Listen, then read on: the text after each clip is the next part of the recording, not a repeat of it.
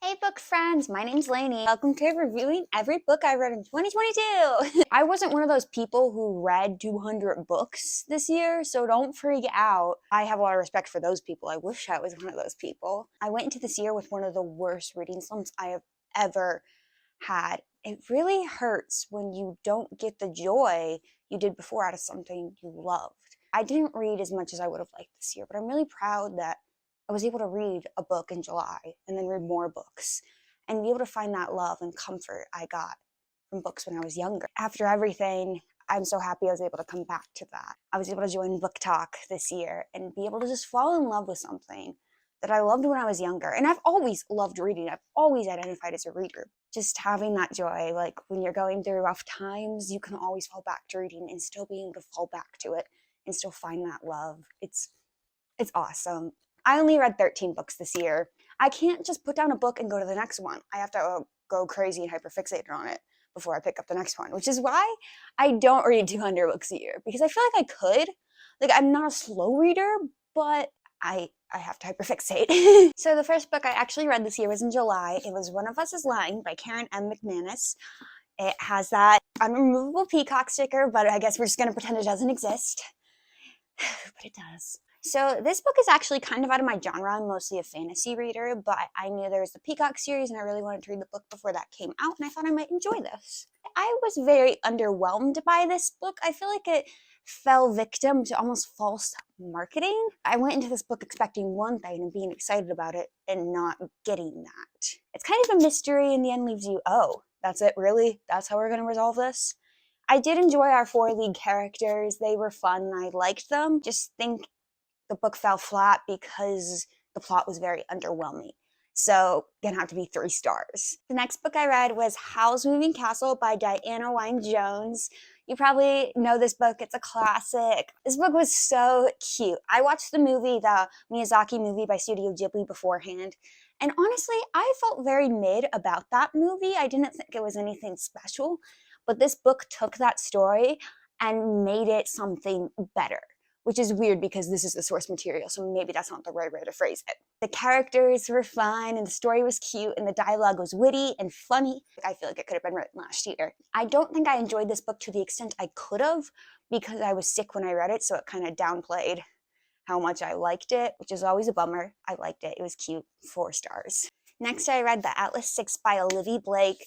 This was one of my attempts to try to read more adult now that I'm frankly an adult. I really liked the premise and the cover, but I did feel very underwhelmed by this book as well. It felt very slow paced at the beginning, and it's a very character driven story, which I'm normally fine with, but I didn't feel really attached to any of the characters. Some of them I didn't like at all. And there was one character in particular I did have some kind of attachment to, which is what got me through it. But then we got more towards the end, and I loved the ending. And some of the characters did win me over by then. And I want to read the sequel because now I'm excited and I'm invested. So I did enjoy it, but that beginning was so slow paced for me and so kind of boring that it has to be 3 stars. After Atlas 6, the next book I read was Ruin and Rising by Leigh Bardugo. This is the 3rd and final book in Leigh Bardugo's Shadow and Bone trilogy. I started this book 2 years ago, which is ridiculous that I just finished it now. Here's the thing. I love Six of Crows, and I felt very mid about Shadow and Bone, and Siege and Storm was so slow-paced and so frustrating to read, so I was just not interested in reading Ruin and Rising. Picked it up one day and I was like, I'm gonna finish this book, and I'm so glad I did. This was my favorite of the trilogy.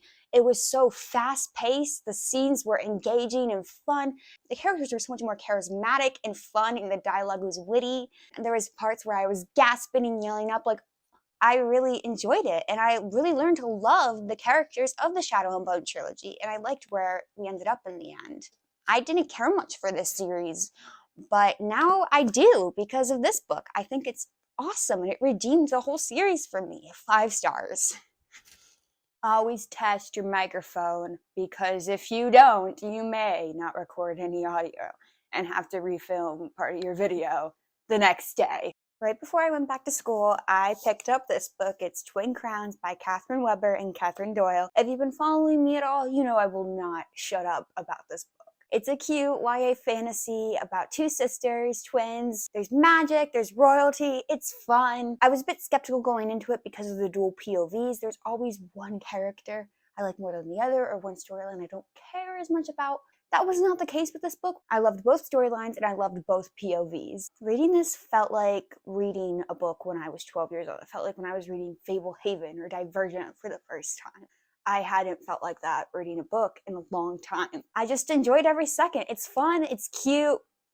5 stars. Definitely my favorite read of the year. I finally finished Ruin and Rising so I could finally pick up the Cane of Scars book, which is the 3rd series in Leigh Bardugo's Grishaverse. I love the Grishaverse and I love the characters and I loved being back in this world and back with the characters. And that was my favorite part of this book, which is why I think I enjoyed it as much as I did, because I feel like the plot in this book fell a little flat. It didn't feel as organic as Six of Crows and Shadow and Bone. It felt like we were relying too heavily on elements from the previous series, and it just felt like it was undermining Shadow and Bone and what happened. I think this book would have been so much better if it relied more on something original, and it was there. The conflict was there, but there was just too much backpedaling and going back to things we already did. I really loved Zoya and Nikolai, and Nina is one of my favorite crows. I gave it 4 stars. The next book I read was Priory of the Orange Tree by Samatha Shannon. This is my 3rd time recording this because my microphone went out again. I hate everything. This was another attempt of me to get into some more adult books. This is an adult high fantasy, so if you're just wanting to get into reading or even just wanting to get into fantasy, not really the book I would recommend because there's a lot of world building. It's intimidating, it's a lot to get through. I ended up doing the audiobook to force myself to read it, and the audiobook was fantastic. I loved the narrator. I do think my biggest critique of this book is it was a bit longer than it needed to be. There are some storylines and scenes where I was like, okay, did we really need that? And the first 100 pages is a little bit boring. It takes a while to really get into the story. But I had a fun time. The scenes were fun and engaging, and I ended up really loving some of the characters. There were some characters I wish that got a little bit more screen time, even though I literally said I think this book could have been shorter, but I'm a contradiction. The scenes towards the end, the climactic scene, I remember listening to it, I'm like, I'm watching a movie. I could picture them so vividly. They were so awesome, and by the end I was so attached to the characters and I loved them, and it's just over because it's standalone. And I was like, wait, what? That's it? I need more. I'm so used to reading series, so I don't know. I think it could have been shorter, but also I wanted it to be longer. I highly recommend it. It's not an all-time favorite of mine though, so 4 stars. So the next book I read this year, it was Gilded by Marissa Meyer. This book means so much because someone book fairied it to me. And then Marissa Meyer came on her tour near me to promote the sequel to this book, so I got to meet my first author, and I brought this book. He signed and personalized the book for me. Surprisingly, I have never read a Marissa Meyer book, so this was my first look at her writing style. This is a Rumpelstiltskin retelling. It's so strange looking at this book because it's about the same length as the sequel Curse, but I feel like this book is shorter because I think it's kind of slow-paced at the beginning, but that might be because I just came off of reading Priory, and that climactic ending to go to this. We follow our 2 characters, Serilda and Gild, who I really enjoyed, which is why I think I ended up liking this book as much as I did. They were so sweet, and I loved their relationship. I started to like it more towards the end, and I kept going back and forth whether it should be 3 or 4 stars, because Serilda and Gild really made it for me, but I feel like I didn't enjoy this book as much as my 4-star read. I think it's 4 stars for now, but I guess it just depends how I'm feeling. The next book I finally read after putting it off for 5 years was They Both Die at the End by Adam Silvera. I impulsively put this audiobook on one evening and did not stop listening until I was finished. I finished at like 6 in the morning. It was insane. I just had such a great time reading this book. I really related to one of the lead characters and saw a lot of myself in him, so that kind of threw me off at first. I was like, why are we so alike? Why do we have so much characteristics in common? And it's just a sweet story. I was about 75% way through and I was like, this book is definitely going to be 5 stars. But then I got to the end and I don't know. I still can't decide if I like the ending or not. So I kind of go back and forth between 4 and 5 stars. Maybe I just dislike the ending because of, but I don't know. Next, I read Rule of Wolves by Leigh Bardugo, the sequel and finale to the Cane of Scars duology. This book definitely suffered the problems I had with the first book, but I think to a greater extent. Like, I like this series because we're following characters I love in a world I love. It just got so...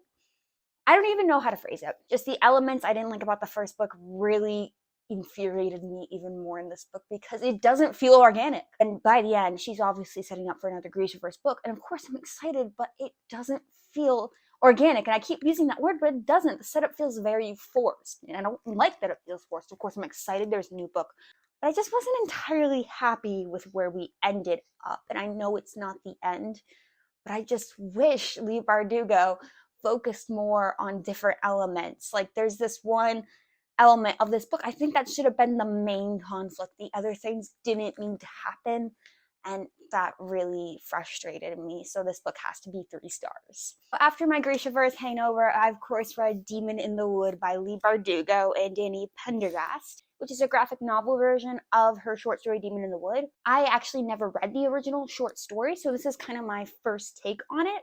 I really enjoyed it, surprisingly, because I despise the Darkling. But you get into his backstory and you feel for him, and you get invested in this, and it's sad. The art is gorgeous, and it didn't take long to read at all because it's a graphic novel. It was quick, it was fun. I definitely don't think it justifies what the Darkling did in Shadow and Bone.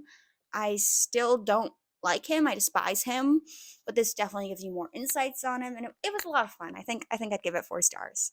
The next book I read this year took me kind of by surprise because I never envisioned me reading this book. It's The Perks of Being a Wallflower by Chbosky. I'm not quite sure how you say it. A friend of mine really liked this book, so I decided to read it for them. I'm about 10 years late, but hey, I did it. This book is really quick and fast-paced. You could read it in a sitting. So if you're interested, I just go ahead and read it because it doesn't take long at all. I did enjoy this book and the premise. It was fun to read. It's told completely through letters, which is interesting and not what I expected. I think the main flaw it has is the descriptions. Descriptions and use of words that make me feel for these characters. The situations they're going through. I want to be able to feel for this and have an emotion towards it, but the descriptions and the use of language is so bland, and I'm not attached to the characters to the extent I could be, so I don't feel anything, and I wish I did. I think this book could have been phenomenal if I was simply more attached. I think I ended up giving this book 3 or 4 stars. I think it was 4, but it might be 3, but let's go with 4 for now because I did enjoy it, and quick, easy read. The final book I read is the sequel and finale to the Gilded duology by Marissa and Meyer. This book is everything I wanted Gilded to be, and what I mean by that is I loved it a million times more. It's about the same length as Gilded, but it feels like so much more happened. The characters I didn't care much for in Gilded, I ended up really loving and appreciating. And I appreciated the world and the story so much more. And Gilded and Silvera, I loved even more than in the last book. I didn't feel as slow as the first book. The scenes were engaging. There's a lot of fun, climactic scenes that I pictured so vividly in my head. And I really loved where our characters end up in the end. And it was such a great book to end the year off with, and I'm so happy. A really great duology. This series means so much to me because of all the opportunities it opened up for me, so definitely 5 stars. I loved it. So those are all the books I wrote in 2022. I really hope that I'm able to read more next year. Audiobooks, definitely recommend. They help a lot when you're in a reading slump. And if you've read any of these books, tell me what you thought and how many books you read this year. Was it 200? Because if so, I am jealous. But thank you for watching, and I can't wait for another great reading year. Happy New Year!